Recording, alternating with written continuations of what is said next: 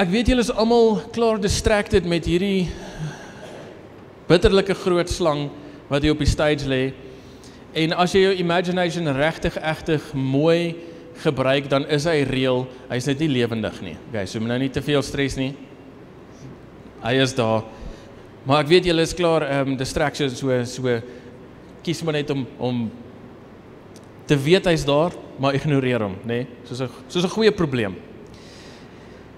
So 'n paar weke gelede is ek Spar toe om swart sakke te gaan koop, want ek het die vorige dag vergeet om swart sakke te koop.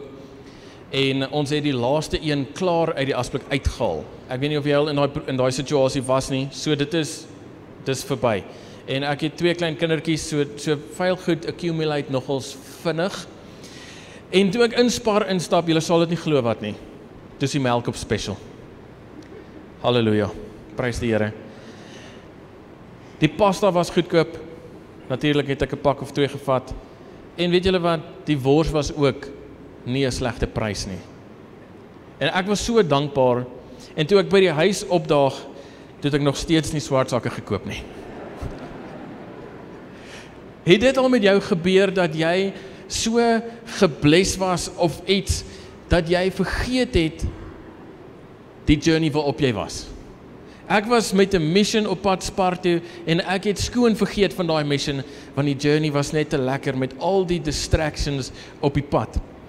Nou in Handelinge 9 kom Paulus radikaal tot bekering op die Damaskuspad. Dis 'n bekende storie en ons tel iets op van Paulus se journey wat die Here vir hom gee en sy roeping in 'n gesprek wat God met Ananias het, nadat terwyl Paulus nog blind was en Ananias is soontoe gestuur om vir hom te gaan bid sodat die skille van sy oë kan afval sodat hy weer kan sien. En nou het jy al die konteks wat jy nodig het. So God praat met Ananias en hy sê vir hom die volgende woorde vir Paulus, wat sy plan met Paulus gaan wees. En ons lees dit in die Passion Translation van Handelinge 9 vers 15 en 16 sê God self, hy sê, I have chosen this man, praat van Paulus, to be my special messenger.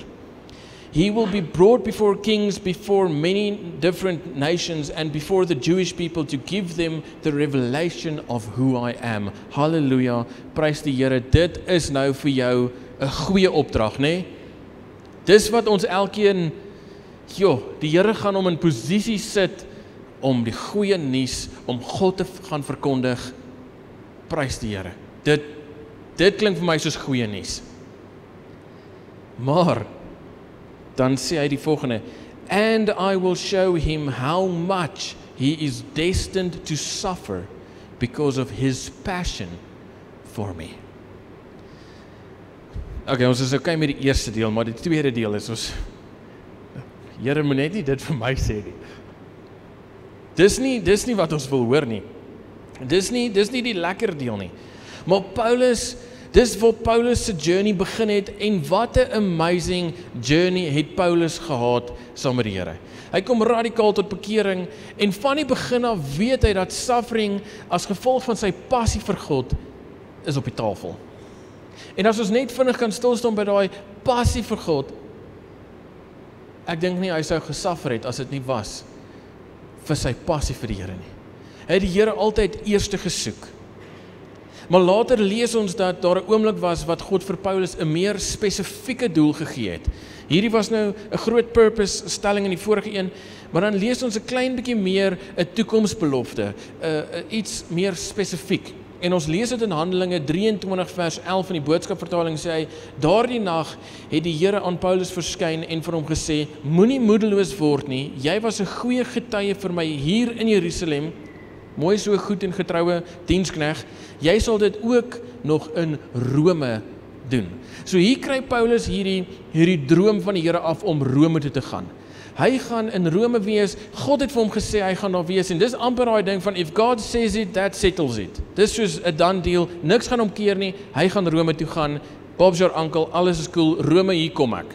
So dis waar Paulus is nou, hy's nou op pad Rome toe, in sy kop, alles, hy droom net oor Rome. Maar as ons net kan pause vir 'n oomblik. God het 'n plan met elkeen van ons. God het 'n plan vir elkeen van ons. En dit is ook dan te sê, God het 'n doel vir elkeen van ons, vir my en vir jou. Nou daar is 'n groot doel wat elkeen van ons het. Ons het almal hierdie groot doel om God te eer deur die goeie werke wat ons doen. Dit is nie die goeie werke wat ons in die hemel inkry nie, dit is die goeie werke nadat ons gered is tot eer van sy naam, sodat sy naam geëer kan word. En ons lees dit in Efesiërs 2 vers 10, staan daar, ons is immers sy maaksel, geskep met 'n doel in Christus om goeie werke wat God voorberei het te doen en daarvolgens te leef. Dit is ons almal het hierdie doel. Dis nie die dade wat ons red nie. Dit is hy praat met mense wat klaar gered is, wat klaar tot bekering gekom het, wat klaar hemel toe gaan, wat hy sê daar is goeie werke om nog te doen, sodat God kan eer kry en alles wat ons doen bring ons eer aan God. Dis ons doel. Maar hy gee ook vir ons meer spesifieke doel. Nou, dit is moeilik om vir jou presies te sê wat jou spesifieke doel is, maar ek wil ook vir jou sê, soos oom Bruce vir ons sê op dinsdaande, en die wat die Bybelkursus, die kursus bywoon op dinsdaande, ek hoop julle is soveel gebless soos ek. En oom Bruce sê dit so mooi, dat kom ons vra die Here, wat ons spesifieke doel is, want die Here sal vir ons wys. Hy sê nie vir ons, ons het 'n doel, maar dan steek hy dit vir ons weg nie. Hy wys dit vir ons. Hy gee vir ons elkeen 'n spesifieke doel, daai spesifieke goeie werke wat hy vir ons beplan het. En Louis Giglio het dit so gestel, hy het gesê dat aan die een kant het jy wat jy love om te doen, en aan die ander kant het jy wat mense love om jou te sien doen, en heel moontlik iewers tussen dit, is daar 'n stukkie van jou doel aan gekoppel. Maar ons moet net die Here vra wat dit is, en hy sal dit aan ons openbaar, soos ons hom meer soek in dit. Nou Paulus het presies geweet wat sy doel is, Rome, om Rome toe te gaan, en God het vir hom gesê wat hy alles gaan bedoen, en met hierdie groot prentjie in gedagte Rome toe, gee hy alles tot hierdie doel. Hy leef doelgerig. Maar selfs al weet Paulus waarheen hy op pad is daar altyd iets wat jou wil distract van jou purpose. Daar's altyd iets wat jou wil weerhou, jou aandag wil aftrek van die doel wat die Here vir jou het, sodat ons nie by daai goeie werke wat hy vir ons beplan het, kan uitkom nie. Nou ons lees dat selfs die eerste mense, Adam en Eva, nog voordat daar social media en Facebook en al hierdie goed was, om ons aandag af te trek, was hulle klaar distracted deur die slang, wat vir hulle kom sê dat miskien mis julle uit. Miskien is julle nog nie goed genoeg nie. Julle gaan soos God word, en hy kom verdraai die waarheid. En hy distract hulle van dit wat God gesê het, en distractions van die begin af is nog altyd gevaarlik. En as ons net vinnig kan terugkom by Paulus, hy is op pad Rome toe. Uiteindelik gebeur het. Hy is gestuur deur God, so obviously vlieg hy eerste klas en hy's daar en dis lekker. Nee, hy's in 'n skip op pad Rome toe as 'n gevangene. Hy's geboei. Hy's 'n gevangene, en in Handelinge 27 lees ons hierdie storie waar hulle op 'n boot is en ons hierdie massiewe storm en dinge is net crazy. Dis so 'n groot storm dat hulle letterlik hoop verloor, en die Bybel praat van hulle was drifting along. Hulle het net gedryf, hulle het hoop opgegee, hulle het nie geweet waar hulle is nie, en vir 2 volle weke is hulle net op die see. Hulle is net daar. Hulle dryf. Jy kan gaan lees, dan gooi hulle goed oor om die boot ligter te maak, dan gooi hulle span toue om die boot, net om die boot bietjie stywer aan mekaar vashou, want die boot is ook nie meer okay na hierdie storm nie. Dit is nie goeie omstandighede nie. Dit is 'n storm en 'n half. En dan profeteer Paulus dat die skip gaan sink, maar hulle, almal wat daar is, gaan lewendig bly. En dan as jy nou praat van setbacks en distractions op jou purpose, dan dink ek is 14 dae op die see in 'n skip wat nie weet waarheen hy gaan nie, 'n baie goeie verskoning om op te gee. Dis 'n baie goeie verskoning. Hoekom moet ons aanhou as ons Hoekom? Dis nie nodig nie. Jy weet, al hierdie goeders is net te veel. Maar Paulus het geweet wat God vir hom gesê het, dat God vir hom 'n plan het, en dat hy in Rome gaan opeindig, en hy het 'n belofte van die Here gehad, en weer eens, as die Here iets gesê het, dis so. Paulus, selfs op die boot wat sink, sien ons God se hart raak, en beleef hy iets van die Here, en in Handelinge 24 vers 23 en 24 in die boodskap staan daar, gisteraand het 'n engel, dis Paulus wat praat, van die Here, van die God wat ek dien, aan my verskyn en gesê, moenie bang wees nie, Paulus, jy moet nog voor die keiser in Rome verskyn, daarom sal God sorg dat jy daar aankom. God kom sê vir hom, hoor jy so, selfs al maak hierdie skip dit nie, jy gaan dit maak, want ek het 'n doel met jou. Ek het 'n purpose met jou. So jy en almal wat by jou is, hulle gaan almal oorleef. En dan lei hulle skipbreek op die eiland van Malta, en hulle kry verskriklik koud. Hulle deur die see geswem vir 'n rukkie, nadat die boot op klippe, rotse heeltemal gebreek het, van hulle wat nie mooi kon swem nie, het op planke gedryf tot op die eiland. Dis 'n cool storie, gaan lees dit, Handelinge 27 en 28. Maar dan hoor wat sê Handelinge 28 vers 3. Daar staan, almal het hout vir die groot vuur bymekaar gemaak. Paulus het ook hand bygesit. Toe hy 'n bondel hout op die vuur kom neersit, het 'n giftige slang skielik tussen die hout uitgekom en hom aan sy hand gepik. Nou,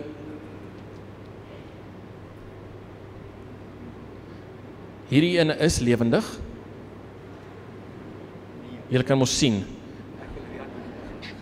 Nou imagine net, hierdie giftige slang kom byt vir Paulus, terwyl hy net help. Hy is net besig om te help. Hy is so pas deur 'n skipbreek. Hy is moeg, hy is koud, hy is nat. Al wat hulle doen is hy help die mense om die vuur aan die gang te kry, en ewe skielik byt daar 'n slang hom. Onverwags. Die Bybel sê skielik. Is dit nie hoe distractions in ons lewens gebeur nie? Skielik. Dis altyd ewe skielik. Daar kom nooit 'n beplande distraction nie. Ek weet nie of dit met julle so werk nie, maar dis altyd skielik. Dis altyd emergencies. Daar's altyd iets wat gebeur. En ek wonder, hoe moes hy gevoel het? Net, ag, Here, regtig. Nog iets. Here, is dit nou nommer 2 van 3? Wat gaan nou hier aan? En ons wonder partykeer. Soos alles gaan fout, alles breek. Ek weet nie of dit in julle huis ook so gaan nie, maar partykeer breek dinge net aan mekaar. Dinge gebeur net onverwags en is nie lekker nie, en ons voel partykeer asof dinge net nie uitwerk nie, en ons raak ongelukkig en ons is net soos, Here, regtig. En dan lees ons vers 4 wat sê, die inwoners van die eiland het die slang aan Paulus se hand sien hang en vir mekaar gesê, hierdie man is sekerlik 'n moordenaar. Hy was net gelukkig om lewendig uit die storm op die see te kom, maar nou het die gode hom uiteindelik ingehaal, nou betaal hulle hom terug vir sy misdaad. Nou soos regte, egte, goeie gewone mense, judge hulle lekker. Ja, hy het dit nou net gemaak, maar kyk, hy gaan gevang word. En hy is 'n gevangene, so dit maak sin dat hulle so begin dink het. Maar ek wonder of al hierdie mense hierdie slang in sy hand gesien het en gedink het, dis bad luck. Dis kry vir jou. Jy verdien dit. Jy weet, soos regtig, Here, hoekom is dit nodig vir hierdie situasie? En ek wonder wat sou ons gedoen het. Hoe sou ons gevoel het as ons net die regte ding probeer doen en keer op keer gebeur goed. En is hierdie teenstand, en is hierdie distractions. En ek wonder hoe sou ons die storie vertel het. Sou ons dit as 'n verskoning gebruik het om te sê, ag Here, dis nou die einde, dis nou die laaste. Ek kan nie nou hierdie goeie werke doen nie, want kyk, die slang het my gepik. Ek gaan sekerlik nou doodgaan. Dis nou verby. Miskien sou ons dit anderster opgetel het. Miskien sou ons oor al hierdie goeders, as ons dit nou saamvat, sou ons miskien gesê het, maar hoorie, dis nog niks. Ek het al deur daai. Ja, ons was 14 dae op 'n skip, nê, wat nie geweet het waarheen hy gaan nie.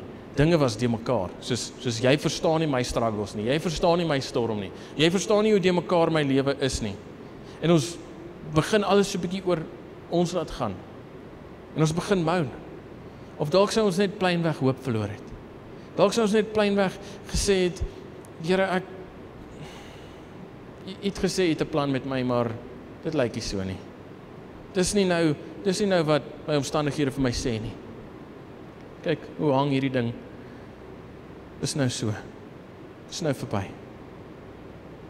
Ons meet ons baie keer ons sukses nie in ons gehoorsaamheid aan die Here nie, maar in hoe gemaklik ons is. En 'n slangbyt dink ek is nie baie gemaklik nie. En in 2 Korintiërs 11 vers 24 tot 27 gee Paulus vir ons 'n lys van dinge wat hy al oorgekom het. As ons nou wou moan oor dinge, dan sê hy vir ons presies wat al deur gegaan het in sy lewe.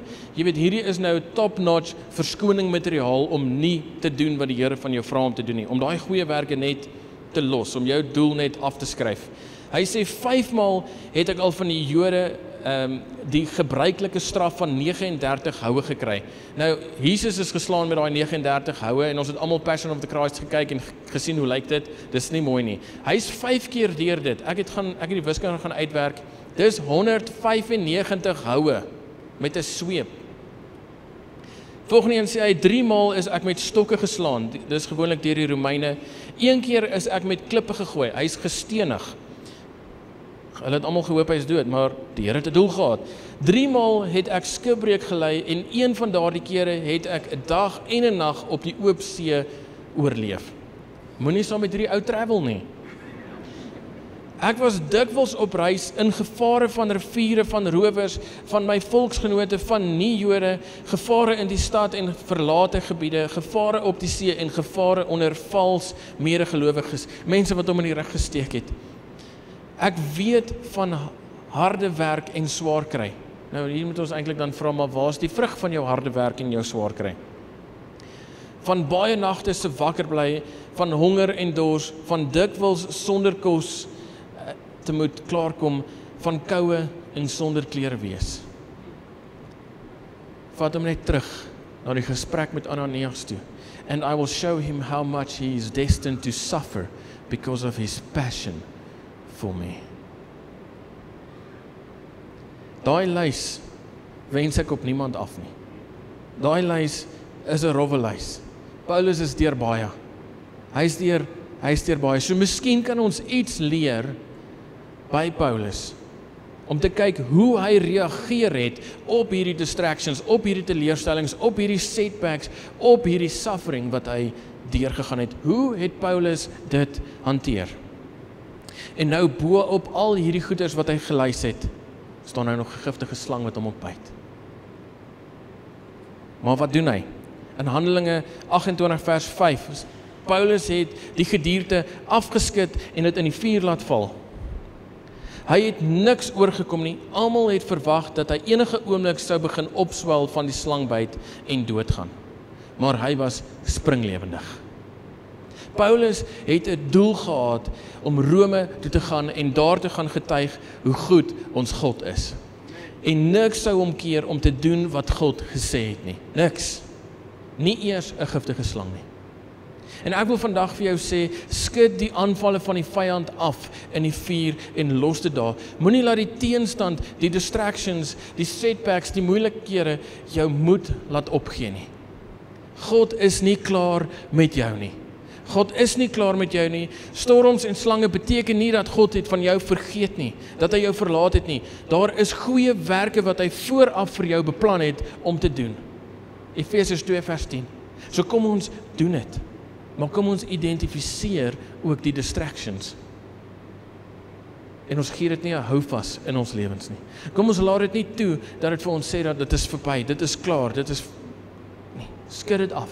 Gooi dit in die vuur.